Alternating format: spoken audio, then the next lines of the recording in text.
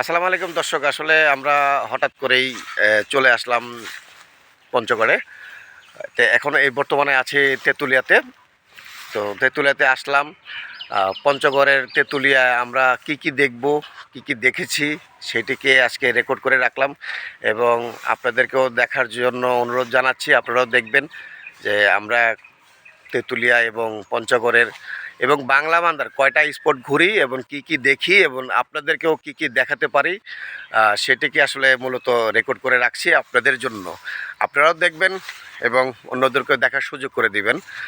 তো এই মুহূর্তে আছি আপনার তেঁতুলিয়ার যে আপনার একটা বাঁশের বাগান আছে, সেটা আসলে সচরাচর কিন্তু বাংলাদেশের কোনো জেলাতে এমন একটা দেখা যায় না।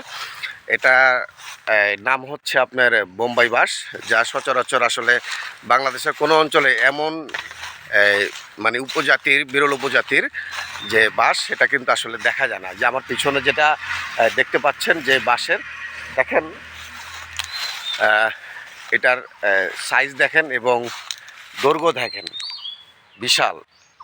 এটা আসলে যদি আপনারা নিজে না আসেন এবং নিজের চোখে না দেখেন তাহলে আসলে মানে ধারণা করতে পারবো না যে এটা কত মোটা।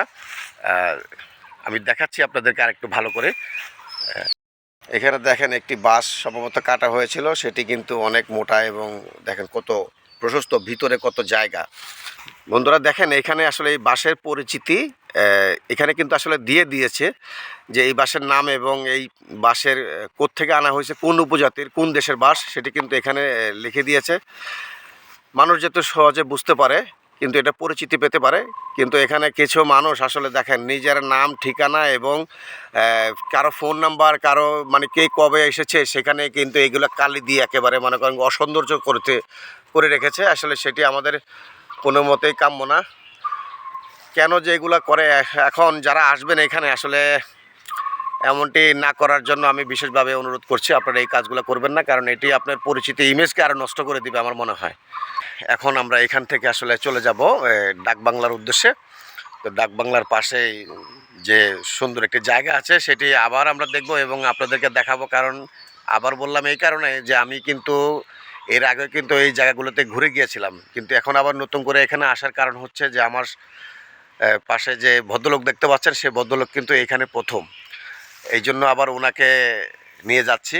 আমি হয়তো ওনার গাইড হিসাবে কাজ করতেছি, ঠিক আছে? তো এই জন্য আর কি ওইখানে যাচ্ছি, ওনাদেরকে নিয়ে ওনাকে নিয়ে সেই স্পটটিতে যাব এবং ওনাদেরকে দেখাবো যে বাংলা বান্ধার 0 পয়েন্ট এবং তেঁতুলিয়ার শেষ যে সৌন্দর্য, এগুলা ডাকবাংলা এবং পঞ্চগড়ের কিছু অংশ আছে, সেটিও দেখব এবং আমরা সেটি আপনাদেরকে দেখাবো। তো চলুন এখান থেকে আমরা চলে যাই ডাকবাংলার উদ্দেশ্যে। বিজিবির পক্ষ থেকে একটি নির্দেশনা, সীমানা অতিক্রম করা নিষেধ। আসলে বাংলাদেশের আইনকে অবশ্যই মানতে হবে বাংলাদেশের মানুষ হিসাবে।